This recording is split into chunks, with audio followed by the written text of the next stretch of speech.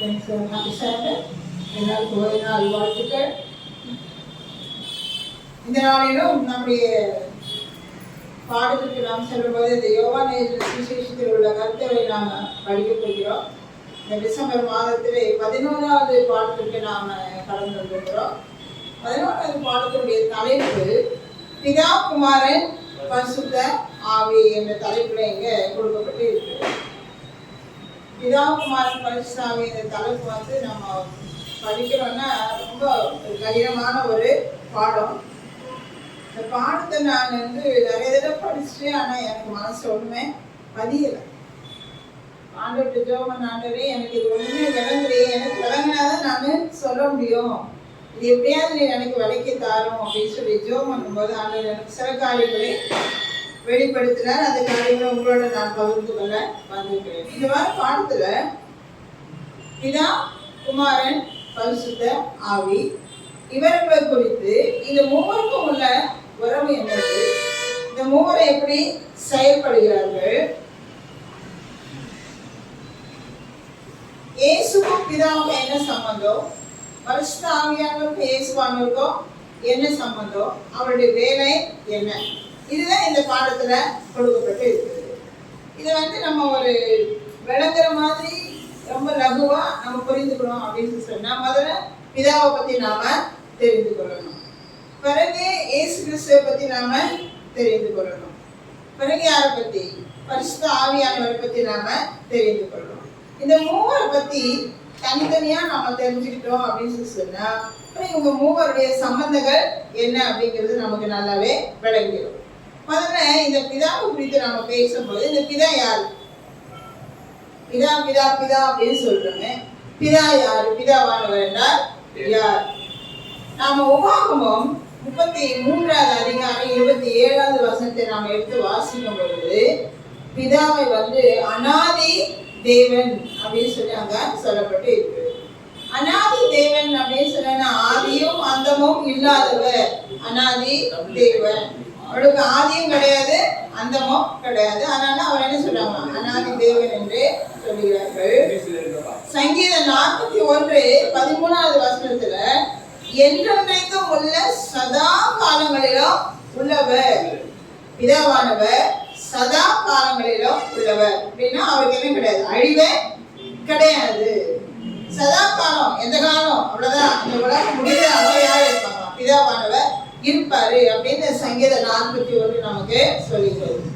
ஆதியாகமம் 21வது அதிகாரம் 33வது வசனம் என்ன சொல்லப்படுகிறதுனா சதா காலம் உள்ள தேவன், சதா காலமும் உள்ள தேவன், அவர் எப்பவுமே இருக்கக்கூடியவர் அப்படிங்கறத இந்த வசனங்கள்ல நமக்கு எடுத்து காட்டுகிறது.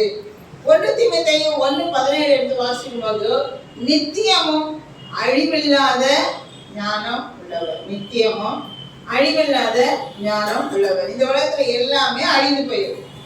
அழியாதது ஏதாவது இந்த உலகத்துல இருக்குதா நம்ம சொல்லணும் அப்படின்னா ஒரு பொருளை கூட நம்மளால என்ன செய்ய முடியாது, இது அழியாது, இது இப்படியேதான் இருக்கும் அப்படின்னு நம்மளால சொல்லவே முடியாது. ஒரு பொருளும் இல்லை, ஒரு மனிதரும் இல்லை, ஒரு தேவர்களும் இல்லை. எத்தனையோ முக்கோடி தேவர்கள் இருக்கிறாங்க. 33 தேவர்கள் இருந்த பொழுதும் அவர்கள் எல்லாரும் பரிசுத்தத்தின் கீழே தள்ளப்பட்டவர்கள் தானே தவிர அவர்கள் தேவர்கள் அல்ல.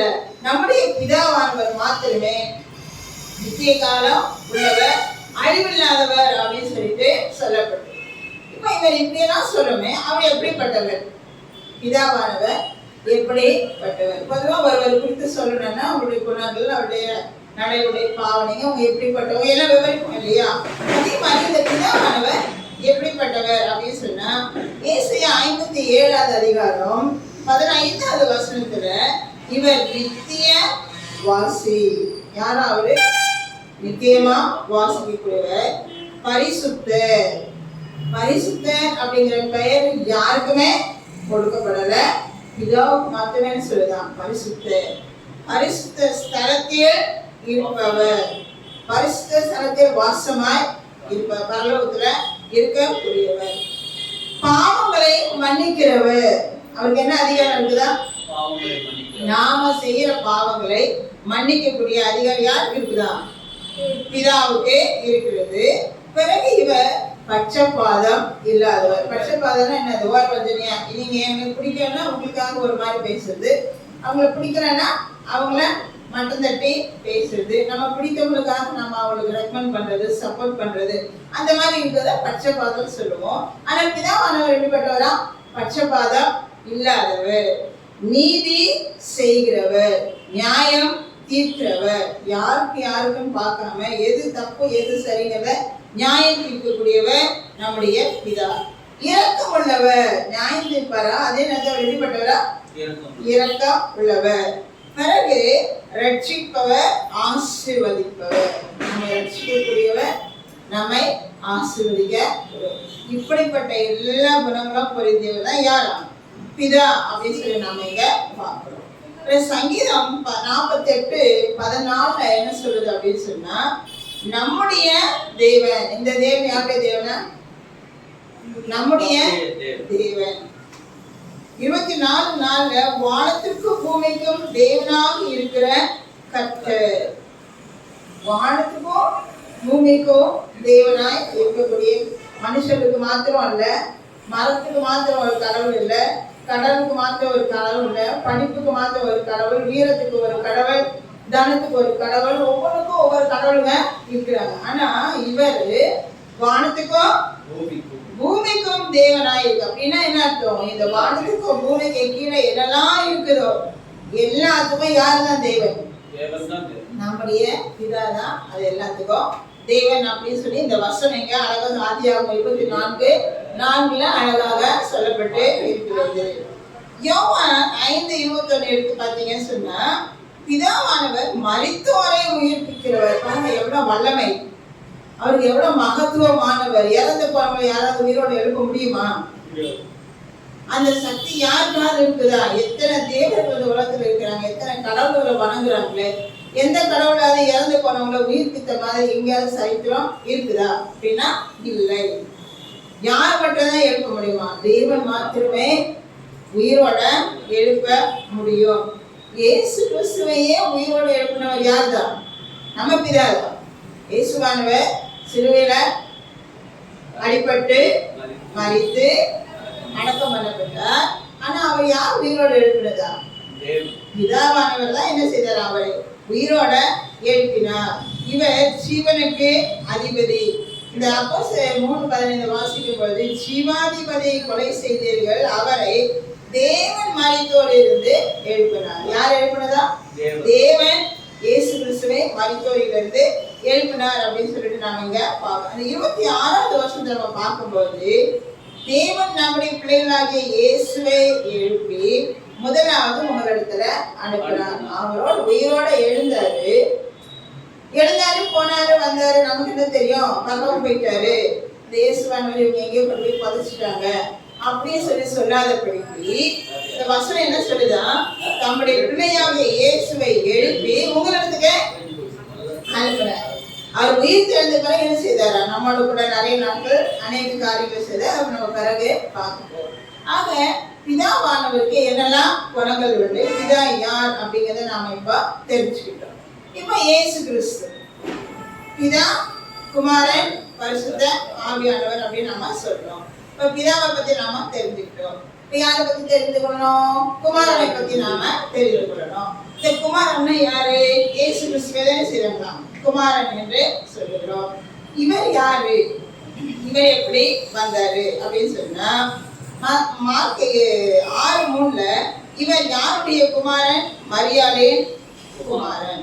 மத்தேயு 1:1 ஆபிரகாமின் குமாரன் சொல்லி சொல்றாங்க.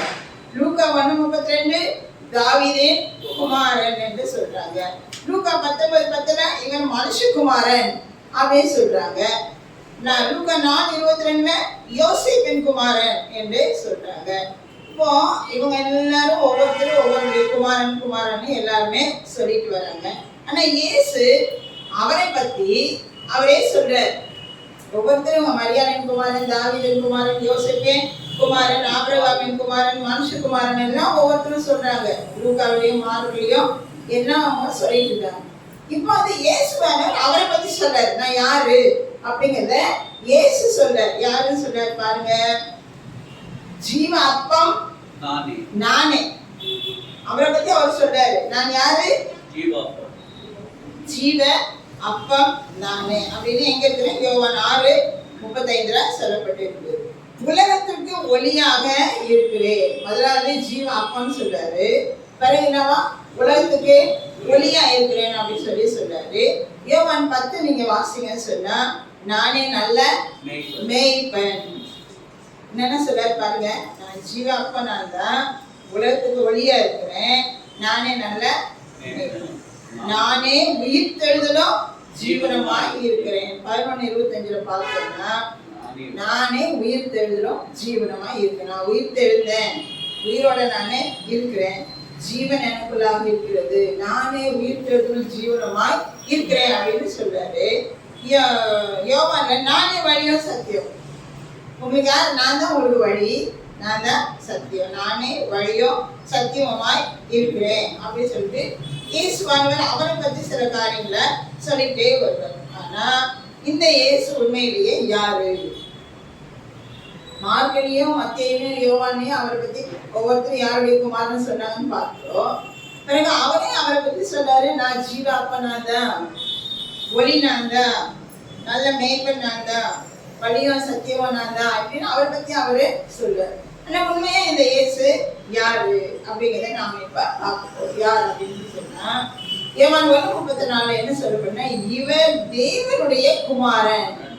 யாருடைய குமாரன்? தேவனுடைய குமாரன். முதல்ல யாராவது குமாரன் பார்த்தோம்? ஆபிரகாமின் குமாரன், தாவீதின் குமாரன், மரியாளின் குமாரன், யோசேப்பின் குமாரன், இப்படி எல்லாம் அவங்க குமாரன் பார்த்தோம். ஆனா இங்க யோவான் 1:34 சொன்னா, இவர் யாருடைய குமாரனா? தேவனுடைய குமாரன். 2 யோவான் 3ல பிதாவின் குமாரன். தேவனுடைய குமாரன், பிதாவின் குமாரன். லூக்கா 1:32ல உன்னதமானவருடைய குமாரன். உன்னதமானவர்னா யாரு? பிதா, அவருடைய குமாரன். மார்க் 14:61 எடுத்து வாசிக்கும் போது, தேவனுடைய குமாரனாகிய இயேசு கிறிஸ்து, தேவனுடைய குமாரனாகிய அவரே பிலாத்துட்ட பேசும்போது, நான் தேவனுடைய குமாரன் இயேசு கிறிஸ்துங்கிறத நானே ஒத்துக்கொள்கிறேன் அப்படின்னு சொல்றாரு. நான் தான் குமாரங்கிறத நானே ஒப்புக்கொள்கிறேன் அப்படின்னு சொல்லிட்டு அவரு சொல்றாரு. இப்போ அந்த இயேசு கிறிஸ்துவ மற்றவனா என்ன கூப்பிட்டாங்கன்னு பார்த்தோம். அவரே அவரை பத்தி என்ன சொன்னாருங்கிறத பார்த்தோம். உண்மையாவே இவர் யாருடைய குமாரன்? தேவனுடைய குமாரன் அப்படிங்கிறது நிறைய வசனங்களை நாம வாசித்து பார்த்துக்கிட்டோம். சரி, இவர் தேவனுடைய குமாரன் இவர் எங்க இருக்கணும்? பிதா எங்க இருக்கிறாரு? பரலோகத்துல இருக்கிறாரு. அப்ப இவன் எங்கதான் இருக்கணும்? பரலோகத்துலதான் இருக்கணும். ஆனா இவங்க எப்படி வளர்ந்து வந்தாரு?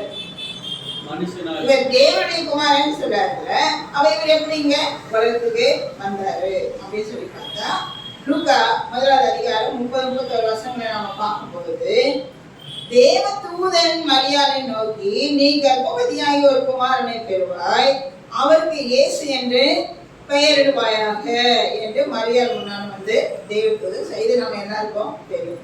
பரிசுத்த ஆவியினால நேரப்பட்டு அந்த மரியாள் கர்ப்பவதியாகி, மரியாளுக்கு என்ன செய்துதான்? குழந்தை பிறக்க போது. யார் சொன்னது? தேவதூதன் சொல்றாரு. பிறக்கிற குழந்தைக்கு என்ன பெயர் வைக்கிறோமா? இயேசு என்று பெயரிடுவாயாக அப்படின்னு சொல்லிட்டு அங்க சொல்லப்பட்டது. சரி, ஒரு மரியாள் வயத்துல பிறந்தாரு. ஏன் வந்தாரு? உலகத்துக்கு வந்தாரு. எதுக்கு வந்தாரு? நம்ம எங்கேயாவது போறோம்னா அதுக்கு ஒரு காரணம் இருக்கும்ல. இப்போ இங்க இருந்து நான் பாரிஸ் போறேன் அப்படின்னா எதுக்கு போறேன்? ஏதாவது ஒரு காரியம் எனக்கு நடக்கணும், இல்லைன்னா நான் போக வேண்டிய அவசியம் இல்லை. இப்போ இயேசுவான இந்த உலகத்துக்கு வந்திருக்காரு. வரத்துக்கு வழி மரியாள் கர்ப்பத்துல இருந்து வந்துட்டாரு. ஏன் வந்தாரு? எதுக்கு வந்தாரு பார்க்க போறோம். லூக்கா 19:10 பாருங்க. இழந்து போனதை தேடவும் ரட்சிக்கவும் வந்தார். இழந்து போனதை தேடவும் ரட்சிக்க வந்தார். என்ன இழந்து போனாரு? யார ரட்சிக்க போறாரு? என்ன இழந்து போனாரு? என்ன இழந்து போனாங்க? இழந்து போனதை தேடவும். நாம பாவம் செய்து என்ன செஞ்சிட்டோமா? தேவனுடைய மகிமையை அற்றவர்களாக விழுந்து போனோம். நாம இழந்து போயிட்டோம். அவங்க இழந்து போயிட்டாங்க. யாரு இழந்து போயிட்டாங்க? பிதா குமாரன் பரிசுத்த ஆவியானவர். இந்த மனுக்குலத்தை சாத்தான் வஞ்சித்ததன் மூலமாக நம்மை அவர்கள் இழந்து போனார்கள். இவர்களை ரட்சிப்பதற்காக, ரட்சிக்கணும்னா என்னது, பாதுகாப்பதற்காக, அவர்களை காப்பாற்றுவதற்காக, நம்மை காப்பாற்றுவதற்காக இயேசு கிறிஸ்து இந்த உலகத்துக்கு வந்தாரு. இப்ப வணக்கம் அவங்களுக்கு ஏன் வந்தாரு? நம்மை ரட்சிப்பதற்காக வந்தார். சரி, இவர் எப்படிப்பட்டவர்? இவரு எப்படிப்பட்டவர்? எங்கிருந்து வந்தாருன்னு பார்த்தோம். அவரை பத்தியே சொல்றாரு, மற்றவங்க அவங்கள பத்தி சொல்றாங்க. பிறகு தேவனுடைய குமாரங்கிறத பார்த்தோம். எப்படி உலகத்துக்கு வந்தாருன்னு சொல்லி பார்த்தோம். ஏன் வந்தாருன்றதும் தெரிஞ்சுக்கிட்டோம். இவர் எப்படிப்பட்டவர்? ஒரு தலைவர்களை தேர்ந்தெடுக்கிறாங்க அப்படின்னு சொன்னா, அது சபையிலையா இருந்தாலும், வீட்டிலையா இருந்தாலும், அரசியலா இருந்தாலும் தேர்ந்தெடுக்கிறாங்கன்னா அவங்களை பத்தி உடனே என்ன செய்வாங்க? இவர் எப்படிப்பட்டவர் கண்டுபிடிக்கிறாங்க இல்லையா? இவர் நல்லவரா, கெட்டவரா, பொருளாசை உள்ளவரா, நமக்காக உதவி செய்ய வந்திருக்கிறாரா, எல்லாம் நம்ம தெரிஞ்சுக்கிறோம் இல்லையா? அதே மாதிரி இப்ப இவரு எப்படிப்பட்டவர் அப்படின்னு சொல்லிட்டு நாம இங்க பார்க்கணும். இவர் பிறப்பில் ஒப்பற்றவர். பிறப்பில் ஒப்பற்றவர்னா, நம்ம உலகத்துல எல்லாரும் பிறந்த மாதிரி மனுஷன் மூலமா இவர் செய்யல, பிறகுல ஆவியான் மூலமா நிழலாடப்பட்டு இவரு பிறந்தார். அப்ப அது ஒரு வித்தியாசமான பிறப்பு. இவர் ஜீவியத்தில் ஒப்பற்றவர். இந்த உலகத்துல, பாவ உலகத்துல அவர் ஜீவிக்கும் பொழுது, அவர் வாழ்ந்து கொண்டிருந்த நாட்கள்ல அவருக்குலாம் என்ன வரலையா? பாவம் வரல. பாவம் செய்யல, மனுஷன் தான் இருந்தாரு, உலகத்துல பிறந்தாரு, நம்ம கூட ஒரு பாடுள்ள மனுஷனா இருந்தாரு. ஆனா அவளுக்குள்ள என்ன வரலையா? பாவம் அவருக்குள்ளாக வரவே இல்லை. ஆனா அவர் ஜீவியத்துல ஒப்பற்றவர், கிரியைகளில் ஒப்பற்றவர். கிரியை செய்கிறது செய்கை. அவர் என்னெல்லாம் நன்மையான காரியங்களை செய்தாரு, அதிசயங்களையும் அற்புதங்களையும் செய்தாரு. அது மாதிரி நம்மால் யாராலையும் செய்ய முடியாது. ஆனா அவர் கிரியைகளில் ஒப்பற்றவர், போதனைகளில் ஒப்பற்றவர். அவர் போதிக்கும் பொழுது பிரசங்கம் பண்ணாலோ, சாதஸ்கூல் எடுத்தாலோ, இல்ல பள்ளிக்கூடத்துல ஒரு டீச்சர் நின்று அந்த பிள்ளைகளுக்கு பாடம் சொல்லி கொடுத்தாலோ, அந்த போதனை அவன் மனசு என்ன செய்யணுமா? பதியணும். சொல்ற அந்த போதனை அந்த பிள்ளைகளுடைய மனதுல பதியணும். அப்படி பதியிற மாதிரி போதகம் பண்ணணும். இவரு கடுகா வச்சு போதனை பண்றாரு, வெடிச்சதை வச்சு பண்றாரு. ஒவ்வொரு சின்ன புல்லு, பூண்டு, மலர்கள், பறவைகள் இவைகளை வைத்து உதாரணமா சொல்லி அந்த லகுவாக நமக்கு விளங்குற மாதிரி என்ன செய்தாராம்? போதனை. கடினமான உபதேசங்களை லகுவாக அவர் ஜனங்களுக்கு போதித்து விளங்கும்படியாக ஒப்பற்றவராக இருந்தார். அதிகாரத்தில் ஒப்பற்றவர். அதிகாரம்னா என்னது? அப்படின்னா ஒரு அதிகாரம். ஆமா, அதிகாரம் உடையவன. காற்றையும் கடலையும் அடக்கக்கூடிய அளவுக்கு அவருக்கு அதிகாரம் இருந்தது என்று நாம பார்க்கிறோம். தண்ணியை பார்த்து அடங்கினாரு, கடலை பார்த்து அடங்க சொன்னாரு, அந்த கடல் அலை ஓய்ந்தது. பிசாசுகளை விரட்டினாரு, பிசாசுகள் அதிகாரத்தோட என்ன செய்தான்? ஓடி போச்சுது. பண்டிகைகள் மேல பிசாசு பண்டிகைகளால ஓடி போய் கடல் விழுந்து செத்து போச்சு. சுகப்படுத்தாரு. இப்படிப்பட்ட அதிகாரம் வல்லமை அவரிடத்துல இருந்தது. அதுக்கு அடுத்து பாத்தீங்கன்னா, அவர் தன்னை மரணத்துக்கு ஒப்புக்கொடுத்தார். நம்ம யாராவது மரணத்துக்கு ஒப்பு கொடுக்க தயாரா இருக்குமா? எத்தனை வயசானாலும் சரி, 90 வயசு ஆயிடுச்சு, 90 வயசு ஆயிடுச்சு, டாக்டர் டைம் வச்சுட்டாரு, நமக்கு வயசு ஆயிடுச்சுது, ஆனா இன்னும் 1 மணி நேரமோ இல்லை 1 மாசமோ 6 மாசமோ தான் இருப்பாங்க அப்படின்னு ஒரு நேரம் கொடுக்குறாங்க. அந்த வயசான அம்மாவுக்கோ அந்த ஐயாவுக்கோ தான் மறித்து போறோம்னு நினைப்பாங்களா? என் மகனோ எப்படியாவது எனக்கு வைத்தியம் செய்து என்னை எப்படியாவது காப்பாத்திர மாட்டாங்களா அப்படிதான் நினைப்பாங்க. யாராவது பரவாயில்ல, நான் செத்து பண்ண பரவாயில்ல நினைப்பாங்களா? யாராவது ஒருத்தர் அந்த உலகத்துல நினைக்க மாட்டாங்க. ஆனா இயேசு கிறிஸ்து தன்னை மரணத்துக்கு ஒப்பு கொடுக்கிறாரு. அவர் இங்க பிறந்து வளர்ந்து ஊழியம் செய்யற நாட்கள்ல தான் சாக போறோம் அப்படிங்கிறது அவருக்கு தெரியுமா தெரியாதா? தெரியும். வாய்ந்தது சொல்லுங்க. தெரியும். மறிக்க போறாங்க அவருக்கு தெரியும். அவருக்கு மரணத்துக்கு ஒப்பு கொடுக்க போறாங்கன்றது அவருக்கு தெரியும். சிலுவையில அறைய போறாங்கன்றது அவருக்கு தெரியும். தெரிந்திருந்து மரணத்துக்கு தன்னை ஒப்பு கொடுத்தார். பிறகு உயிர் தெழுதல் ஒப்பற்றவர். செத்தவங்க யாராவது உயிரோடு எழுந்தாங்களா?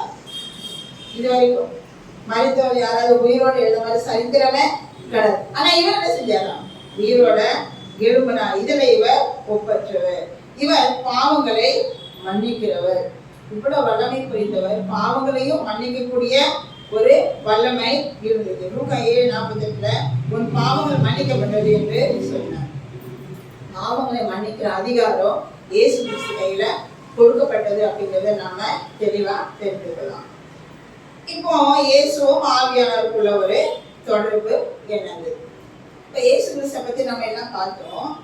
முதல்ல பிதாவுக்கும் இயேசுக்கும் என்ன தொடர்புன்னு பார்த்தோம். என்ன தொடர்பு?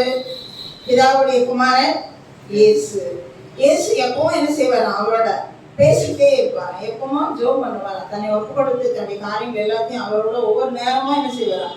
பேசிக்கிட்டே இருந்தாலும் அப்படிப்பட்ட ஒரு இறுக்கமான ஒரு தொடர்பு பிதாவானவருக்கும் இயேசுவுக்கும் இருந்தது. இப்போ ஆவியானவருக்கும் இயேசுவுக்கும் உள்ள தொடர்பு என்ன அப்படிங்கிறத நாம இங்க பார்க்க போகிறோம். இந்த இயேசு கிறிஸ்து இந்த உலகத்துல பரப்பதற்கு யார் தான் உதவி செய்தாங்க அப்படின்னு சொன்னா ஆவியானவர் தான் உதவி செய்யறாங்க. லூக்கா 1:35 எடுத்து வாசகம் சொன்னா பரிசுத்த ஆவியினால உற்பவித்து பிறந்தார். இயேசு எப்படி பிறந்தாராம்? பரிசுத்த ஆவியினாலே மரியாதை இடத்துல உற்பவித்து பிறந்தார் என்று லூக்கா 1:35 நாம வாசிக்கிறோம். அதே லூக்கா 2வது அதிகாரம் 40வது வசனத்துல ஆவியினாலே வளர்ந்தார், பலன் கொண்டு ஞானத்தினால் நிறைந்தார். ஆவியினால் வளர்ந்தார். எந்த ஆவியினால் வளர்ந்தாரு? பரிசுத்த ஆவியினால வளர்ந்து பரிசுத்த ஆவியானவர் பலன் கொடுத்து ஞானத்தை கொடுத்து ஞானம் நிறைந்து வந்தார். தேவ கிருபை அவர் மேல இருந்தது. பரிசுத்த ஆவியானுடைய பலத்தினாலையும் ஞானத்தினாலையும் இயேசு கிறிஸ்து வளர்ந்தாரு.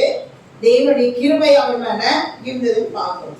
அப்போஸ்தலர் 10:38 நம்ம வாசிக்கும் போது நசரேயனாகிய இயேசுவை தேவன், நல்ல கவனிங்க, இயேசுவை தேவன் பரிசுத்த ஆவியினாலும் வல்லமையினாலும் அபிஷேகம் பண்ணினார். எதனால அபிஷேகம் பண்ணினாரா? ஆவியினால இயேசு கிறிஸ்துவை அபிஷேகம் பண்ணினார் என்று நாம் அப்போஸ்தலர்ல வாசிக்கிறோம். அதுக்காக அவர் வந்து ஊழியம் செய்யறார். என்ன ஊழியம் செய்யறாருன்னு பாருங்க. ஏசாயா 61:1 கர்த்தராகிய தேவனுடைய ஆவியானவர் என் மேல் இருக்கிறார், சிறுமைப்பட்டவர்களுக்கு சுவிசேஷத்தை அறிவிக்க கர்த்தர் என்னை அபிஷேகம் பண்ணினார். என்ன சொல்றாரா? ஆவியானவர் என் மேல இருக்கிறாரு, சிறுமைப்பட்டவர்களுக்கு உதவி செய்வதற்காக, சுவிசேஷத்தை சொல்வதற்காக தேவன் என்னை அபிஷேகம் பண்ணினார் என்று சொல்றாரு. அதே மாதிரி அவருக்கு என்ன செய்தாரா? சுவிசேஷத்தை அறிவித்தார். ஆவியானவருடைய ஞானத்தை நிறைந்து பலன் கொண்டு அநேகருக்கு இந்த சுவிசேஷங்களை அவர் எடுத்து கூறினார் என்று நாம வேதாகமத்துல வாசிக்கிறோம். மத்தேயு 18:28 நம்ம வாசிக்கும் பொழுது பரிசுத்த ஆவியின் பலத்தினாலே அற்புதங்கள் செய்தார். அவர் அற்புதங்கள் செய்து பிசாசுகளை விரட்டி அதிசயமான காரியங்களை செய்தாரு. எப்படி செய்தார்? பரிசுத்த ஆவியின் பலத்தினால காரியங்களை செய்தார். நம்ம வந்து இந்த 5 அப்பம் 2 மீன் கொடுக்கும்போது ஆண்டவர் என்ன செய்வாரா? இயேசு கிறிஸ்து கொடுக்கும்போது அதை வாங்கி சும்மா இந்த எடுத்து கொடு அப்படின்னு எல்லாத்தையும் கொடுக்கல. அவர் என்ன செய்தார்? அதை வாங்கி ஏன் ஜெபம் பண்ணாரு? ஜெபம் பண்ணி கொடுத்தாரு. ஏன் ஜெபம் பண்ணாரு? ஆவியானவரை ஆசீர்வதிக்க வேண்டும் என்பதற்காக இயேசுவானவர் என்ன செய்யறாராம்? ஜெபம் பண்ணி பரிசுத்த ஆவியுடைய பலத்தினால என்ன செய்தாராம்? அற்புதங்களை செய்தார், பிசாசுகளை விரட்டினார் என்று நாம வேதாகமத்துல வாசிக்கிறோம். எபிரேயர் 9:14 நம்ம எடுத்து வாசிக்கும் போது ஆவியினாலே தம்மைத்தாமே பலியாக தேவனுக்கு ஒப்பு கொடுத்தார். அவர் வந்து மரணத்துக்கு ஒப்பு கொடுத்தாருன்னு சொல்லி நம்ம இப்ப பார்த்தோம் இல்லையா? அந்த மரணத்துக்கு ஒப்பு கொடுக்கக்கூடிய அந்த ஒரு தைரியம் அவருக்கு எப்படி வந்தது அப்படின்னு சொன்னா ஆவியினாலே. அது அழகா போட்டிருக்காங்க. எபிரேயர் 9:14 நீங்க எடுத்து வாசிங்கன்னா அழகா போட்டிருக்காங்க. ஆவியினாலே தம்மைத்தாமே பலியாக தேவனுக்கு ஒப்பு கொடுத்தார். ஆவியானவர் அவரோடு கூட இருந்து கிரியை செய்ததுனால தன்னையே தான் என்ன செய்தாராம்? பலியாக ஒப்பு கொடுத்தார் என்று நாம பார்க்கிறோம். ரோமர் 1:5 நாம எடுத்து வாசிக்கும் பொழுது ஆவியினாலே உயிரோட இருந்தார், பரிசுத்தமுள்ள ஆவியின்படி தேவனுடைய சுதன் என்று மரித்தோரிலிருந்து உயிர்த்து எழுந்தார். ஆவியினாலதான் அவர் என்ன செஞ்சிருக்காராம்? உயிரோட எழுந்தார். முதல்ல என்ன பார்த்தோம்? பிதாதான் அவர் என்ன செஞ்சாராம்? உயிரோட எழுப்புறாரு நம்ம முதல்ல பார்த்தோம். இங்க என்ன பார்க்கிறோம்? ஆவியினாலே உயிரோட எழுந்தார் என்று நாம பார்க்கிறோம். ஆக பிதாவும் ஆவியானவரும் கிறிஸ்துவானவருக்கு என்ன செய்திருக்காங்களா? பக்கபலமா இருந்து அவரை ஊழியத்துல வழி நடத்தி இருக்கிறாங்க. அவர் இந்த உலகத்தை வந்த ரட்சகர் ஆகியனால இந்த ரெண்டு பேரும் அவங்க என்ன செய்யறாங்களாம்? உதவி செய்யறாங்க. யார் ரெண்டு பேரு? பிதாவானவரும் ஆவியானவரும் இவருக்கு உதவி செய்கிறார்கள். இயேசு பிறப்பு முதல் உயிர்த்து எழுந்தவரை ஆவியானவர் அவருக்கு என்ன இருந்திருக்காரா? துணையா எல்லா விதத்திலையும் அவருடைய வளர்ப்புல இருந்து அவருடைய ஞானம் நிறைந்தவர், அதிசயங்கள் அற்புதங்கள் செய்யறது எல்லாமே ஆவியானவருடைய துணையோட இயேசு செய்தார் என்று வேதாகமம் நமக்கு அழகாக சொல்லுகிறது. நம்ம பிதாவை குறித்து பார்த்துட்டோம், இயேசு கிறிஸ்துவை குறித்து பார்த்துட்டோம். இப்போ மூன்றாவது யாரை பற்றி பார்க்கணும்? மூன்றாவது யாரு? ஆவியானவர். பரிசுத்த ஆவியானவரை குறித்து நாம பார்க்க போகிறோம். இந்த ஆவியானவர் யாரு? பிதா யாருன்னு தெரிஞ்சிச்சு, இயேசு கிறிஸ்து யாருன்னு தெரிஞ்சு. இந்த ஆவியானவர் யாரு? எங்க சொல்லப்பட்டிருக்குது? யோவான் 14, 15, 16 இந்த அதிகாரங்கள் எல்லாம் நம்ம பார்க்கும்பொழுது இந்த ஆவியானவரை குறித்து நம்ம ரொம்ப விளக்கமா தெரிஞ்சுக்கலாம். யோவான்ல ஃபுல்லா பரிசுத்த ஆவியானவரை குறித்து என்ன சொல்லப்படுறோம்? யோவான் அழகா நமக்கு எழுதியிருக்கிறார். யோவான் 14:16 இயேசு சொல்றாரு, நான் பிதாவை வேண்டிக் கொள்கிறேன், அவர் சத்திய ஆவியாகிய வேறொரு தேற்றரவாளனை உங்களுக்கு. இயேசு கிறிஸ்து யாரை வேண்டிக் கொள்றாரா? பிதாவை வேண்டிக் கொள்கிறேன். என்ன வேண்டிக் கொள்றாரா? பரிசுத்த ஆவியாகிய வேறொரு தேற்றரவாளனை உங்களுக்கு. இப்ப இயேசு கிறிஸ்து மரித்தாரு, உயிர்த்தாரு, அவர் எங்க போயிட்டாரு? பரலோகத்துக்கு போயிட்டாரு. இப்ப நம்மோட வாசமா இருக்கிறது யாரு? பரிசுத்த ஆவியார். அதான் அவரு நமக்கு ஒரு தேற்றரவாளனை கொடுத்திருக்கிறார். அந்த ஆவியார் எப்படி கிரியை செய்யறாரா? நம்முடைய உள்ளத்துக்குள்ளாக அவர் கிரியை செய்கிறார். அதையும் நாம இப்ப பார்க்க போறோம். இந்த பிதா, குமாரன், பரிசுத்த ஆவி என்பதை தான் என்ன செய்வாங்க? திருத்துவம் என்று சொல்கிறார்கள். மூவரும் ஒன்றாக இணைந்து வேலை செய்கிறார்கள். தனித்தனியா அவங்க என்ன செய்யறாங்க? இந்த உலகம் தோன்றும் போது கூட ஆதாமை அவர்கள் உண்டாக்கும் பொழுது சொல்றாரு, நமது ரூபத்தின்படியும் நமது சாயலாக்குவோம் மனுஷனை உண்டாக்குவோமாக. அப்போ நமது அப்படின்னு அவங்க சொல்லும் பொழுது இந்த நமது அப்படின்னும் போது சிங்குலரா ப்ளூரலா, ஒருமையா பன்மையா? பன்மை. இந்த ஒருத்தர்னா அவர் மட்டும் தானே இருக்கணும். நமது அப்படின்னும் போது பன்மை அப்படின்னா எத்தனை பேர் இருக்கிறாங்க? அங்க ஒன்றுக்கு மேற்பட்டவங்க அங்க இருக்கிறாங்க. அந்த ஒன்றுக்கு மேற்பட்டவர் யாரெல்லாம் அங்க இருக்கிறாங்க? இதா இருக்காரு, குமாரன் இருக்கிறாங்க, பரிசுத்த ஆவியானவர். இந்த மூவரும் சேர்ந்து இந்த உலகத்தையே உண்டாக்கி இருக்கிறாங்க, மனுஷனையே உண்டாக்கி இருக்கிறாங்க. இந்த உலகம் தோன்றா முதல் இன்னைய நாள் வரைக்கும் மூவரும் ஒன்றாக இருந்தா என்ன செய்வாங்க? கிரியை செய்கிறார்கள். இப்ப இந்த ஆவியானவரை பத்தி நாம பார்க்க போறோம். யோவான் 16:14-26 இந்த ஆவியானவர் நமக்கு என்ன செய்ய போறார்? அவரால் நமக்கு என்ன லாபம்? அவர் நம்மோட கூட இருக்கிறாரா இல்லையா? பாருங்க, யோவான் 14:26 சொல்லி, எல்லாவற்றையும் போதிப்பவர், நினைப்பூட்டுபவர். இந்த ஆவியானோட வேலை என்னதுன்னா நமக்கு எல்லாவற்றையும் அவரே போதித்து. இப்ப இங்க நின்று நான் பேசுறது கூட யாருடைய உதவினாலதான் பேசுறோம்? ஆவியானவருடைய உதவி. எந்த போதகர் எந்த இடத்துல எங்க நின்று சத்தியத்தை சொன்னாலும் யார் தான் பேசுறாங்க? அவரை மறைத்து ஆவியானவர் சபைகளுக்கு ஞானத்தை கொடுக்கிறார். அது மட்டும் இல்ல, நாம மறந்து போற சில வசனங்களை எந்த நேரத்தை என்ன பேசணும் அவனே செய்வாரா?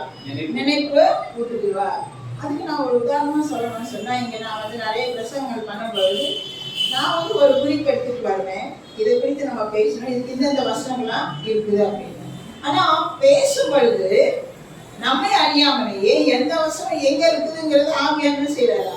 நினைப்பூட்டுவாரா? எழுதாத சில முக்கியமான வசனங்கள்லாம் அந்த நேரத்துக்கு ஆண்டவர் செய்யறாராம், நமக்கு நினைப்பூட்டி நம்ம என்ன காரியங்களை அவர் நினைப்பூட்டக்கூடியவராக வேலை நமக்கு செய்கிறார். 16:13 சகல சத்தியத்திற்குள்ள வழி நடக்கும். எல்லா சத்தியமும் போதிக்கப்பட்ட வழி நடத்தி கொண்டு போவார் என்றீங்க சொல்லப்படுது. பிறகு வரக்கூடிய காரியங்களை உங்களுக்கு அறிவிப்பார். அப்படின்னா வரக்கூடிய காரியங்கள்னா என்னது? இனிமேல் என்ன நடக்க போதோ, இனிமேல என்ன காரியம் நடக்க போதோ அந்த காரியங்கள் எல்லாம் என்ன செய்வார்? ஆவியானவர் நமக்கு தெரியும். இப்போ உதாரணமா நம்ம சபையில தீர்க்க தரிசனத்தை குறித்து நிறைய பேசுறோம். இந்த தீர்க்க தரிசனம்னா என்னது? வரக்கூடிய காலங்கள்ல என்ன நடக்க போகுது அப்படிங்கிறது. இப்ப நமக்கே நாளைக்கு என்ன நடக்கும் நமக்கு தெரியாது. நம்ம வாழ்க்கை நாளைக்கு என்ன நடக்கும் தெரியுமா? நான் நாளைக்கு எங்க இருக்க போறேன்னு எனக்கு தெரியுமா? எங்க போறேன்னு எனக்கு தெரியுமா? நான் என்ன பேச போறேன், யார்கிட்ட பேச போறேன்னு எனக்கு தெரியுமா? யாருக்குமே தெரியாது. உங்களுக்கும் தெரியாது, எனக்கும் தெரியாது, பெரிய பெரிய போதவர்களுக்கு கூட தெரியாது. ஆனா ஆவியானவர் என்ன செய்யறாராம், பின்னால என்னென்ன நடக்க போகுது, என்ன காரியம்னா அவனே செய்யறான், அறிவுறுத்தியான். அதான் தீர்க்க தரிசனது என்னென்ன காரியம் நடக்க போகுது, இந்த உலகம் அழியத்துக்கு முன்னால என்னென்ன நடக்க போகுதுங்கிற காரியத்தை எல்லாத்தையும் யார் விளக்கி இருக்குது? ஆவியானவர் நமக்கு விளக்கி கூறுகிறார். பிறகு 16:8-11 வரைக்கும் நம்ம வாசம் சொன்னா, அவர் பாவத்தை குறித்தும் நீதியை குறித்தும் நியாய தீர்ப்பை குறித்தும் கண்டித்து உணர்த்துவார் என்று சொல்றார். பாவத்தை குறித்து அவர் கண்மூடிட்டு போறதே கிடையாது ஆவியானவர். சரி, பரவாயில்ல, நம்ம சகோதரி அட்வென்டிஸ்ட் பிள்ளைங்க தானே, நம்ம சர்ச்சுக்கு வரவங்க தானே, அதனால பரவாயில்ல அப்படின்னு ஆண்டவனே செய்தியா கண்ணுமூடி போறது கிடையாது. பாவத்தை குறித்தும் நீதியை குறித்தும் நியாய தீர்ப்பை குறித்தும் கண்டித்து தப்புனா தப்பு, அது பனிஷ்மெண்ட்னா பனிஷ்மெண்ட் கண்டிப்பா உண்டு. துன்மார்க்கன் ஆண்டவரோட கையோட கை கோர்த்து நடந்தாலும் தண்டனைக்கு தப்பான் அப்படின்னு நீதிமொழிகளை சொல்லப்பட்டு. நம்ம என்னதான் ஆண்டவரே சொன்னாலும், என்னதான் வேதாகமத்தை ஆதி ஆகமத்துல இருந்து வெளிப்படுத்த வரைக்கும் கரைச்சி குடிச்சு கம்மா குடிச்சிட்டு அப்படம் நீங்க ஒப்புவிச்சாலும், என்னதான் நீங்க பாட்டு பாடினாலும், என்னதான் உபவாசம் நீங்க ஜோம் பண்ணாலும், 40 நாள் 60 நாள் நீ எத்தனை நாள் உபவாசம் இருக்கணும், என்ன பண்ணாலும் நீ பண்ண தப்புக்கு கண்டிப்பா தண்டனை உண்டு. அது ஆண்டவரே செய்ய மாட்டாரு, மன்னிக்கவே மாட்டாரு. நான் ஆண்டவரோட ரொம்ப நெருக்கமா இருக்கிறேன், எனக்கு பைபிள் பத்தி தெரியும், நான் நிறைய பிரசங்கம் பண்றேன், என்ன நிறைய சாட்சி சொல்றேன், நான் தசமாக நிறைய வைக்கிறேன், காணிக்கு நான் நிறைய கொடுக்குறேன், நான் தான் இந்த சபையிலையா ஆணி வேறு அச்சு வேறு எல்லா வேறு எதுனாலும் இரு, ஆனா தப்பு செஞ்சேன்னா தண்டனை நிச்சயம் உண்டு. இங்க நியாயம் தீர்ப்பார் அப்படி ஆவியானவர் பத்தி சொல்லப்பட்டு இருக்குது. கண்டித்து உணர்த்துவார், நீ செய்யறது தப்பு அப்படிங்கிறத நம்ம உள்ளத்துல அவரை உணர்த்தி காட்டுகிறார். இது ஆவியானவருடைய வேலை. பிறகு இவர் இயேசுவை குறித்து சாட்சி சொல்றாரா, இயேசுவை ஒரு மகிமைப்படுத்துபவர். இயேசு மகிமையோடு இருப்பதற்கு முதல் காரணமே இல்ல ஆவியானவர் சொல்லி வேதாகம் நமக்கு சொல்கிறது. இவருடைய வேலை என்ன? இப்போ ஆவியானவருடைய வேலை என்னது நம்ம பார்க்க போறோம். எனக்கு குறிப்பிட்ட நேரம் முடியும் போது ஆனா நான் சீக்கிரமா முடிக்க ஆசைப்படுகிறேன். ரோமர் 8:26 ஆவியானவர் நமது பலவீனங்களில் நமக்கு உதவி செய்கிறவர். அது உண்மையா பொய்யா? நம்ம ரொம்ப பலவீனமா இருக்கோம். நம்ம ஜெபம் பண்ணும்போது நம்ம அவர் கேட்டுக்கிறாரா வசனத்தின் மூலமா. வசனம் நம்ம நீங்க பைபிள் படிச்சீங்கன்னாதான், பைபிள் படிக்காம உட்காந்துருந்தீங்கன்னா உங்களுக்கு யாரும் கேட்டா வரமாட்டான். வேதாகமம் படிக்கும் பொழுது அந்த வேத வசனங்கள் மூலமாக ஆவியானவர் நம்ம உள்ளத்துல பேசுவார். கலங்கி இருக்கும்போது கலங்காதத்துக்கே அதை நானும் தேவன் நானோட கூட இல்லை. அது எப்ப தெரியும்? பைபிள் படிச்சதுதான் தெரியும், இல்லைன்னா தெரியும். ஆக அவர் நம்ம என்ன செய்யறாராம், பலவீனங்களை நம்மை உதவி செய்கிறார். 1 யோவான் 2:27 ஆவியானவர் போதித்தபடியே நிலைத்திருக்க வேண்டும். நாம் எப்படி இருக்கணுமா? ஆவியானவர் நமக்கு என்ன போதனை செய்கிறாரோ அந்த போதனையில நாம் என்ன செய்வோம், நிலைத்து நிற்க வேண்டும் அப்படிங்கிறது 1 யோவான் 2:27 சொல்லப்பட்டு இருக்கிறது. ரோமர் 8:14 நம்ம எடுத்து வாசிக்கிறோம் சொன்னா, ஆவியானவர் நடத்துகிறார். எவர்கள் தேவனுடைய ஆவியினாலே நடத்தப்படுகிறார்களோ அவர்கள் தேவ புத்திரர்கள். யாரெல்லாம் ஆவியானவர் பரிசுத்த ஆவியானவர் மூலமா நடத்தப்படுகிறார்கள் அவர்கள் யாரா? தேவ புத்திரர். அவர் நடத்தும் பொழுது நன்மை எது, தீமை எது, சரியான பாதை எது, எல்லாத்தையும் அந்த ஆவியானவர் நமக்கு செய்யலாம் உணர்த்தி. ஒரு சின்ன தப்பு பண்ணாலும் ஆவியானவர் நமக்குள்ள பேசுகிறாராம், நீ செய்யறது தப்பு, நீ பேசுனது தப்பு, நீ பார்க்கிற பார்வை தப்பு, நீ நடக்கிற விதம் தப்பு. உன்னுடைய ஒவ்வொரு சிறு செய்தியையும் யார் கண்காணிக்கிறது? ஆவியானவர். அவர் நமக்கு உள்ளத்துல என்ன செய்யறாரா, உணர்த்திக்கிட்டே இருக்கார். நீ இதை செய்யக்கூடாது, நீ இது பேசக்கூடாது, நீ அங்க போகக்கூடாது, உணர்த்திக்கிட்டே இருக்கார். அப்படி உணர்த்தும் போது நாம என்ன செய்வோம், நம்முடைய வாழ்க்கையை சரியான பாதையில செலுத்துவோம். அப்ப நாம யாரா இருக்குமா, தேவ புத்திரராக இருப்போம் அப்படின்னு சொல்லி இங்க வசனம் சொல்லுது. ரோமர் 8:27 சொல்லுது, இருதயங்களை ஆராய்ந்து பார்க்கிறவர். இருதயங்களை ஆராய்ந்து பார்க்கிறதுனா என்ன அர்த்தம் அப்படின்னா, நம்ம உள்ளத்துல ஒண்ணு வச்சு வெளியில ஒண்ணு பேசு. நிறைய பேருக்கு அந்த பழக்கம் இருக்குது இல்லையா? வெளியில நல்லா சுற்றி பேசுவாங்க, ஆனா உள்ளத்துக்குள்ள என்னது, நீ வா உனக்கு எங்க வைக்கணுமா அப்ப நாங்க வைக்கிறேன், ஆனா எங்க பார்த்தோம்னா நானு பார்த்துக்கிறேன் அப்படின்னு அவங்க மேல அந்த விரோத மனப்பான்மையை மனசுக்குள்ளாக வச்சுட்டே இருக்கிறது.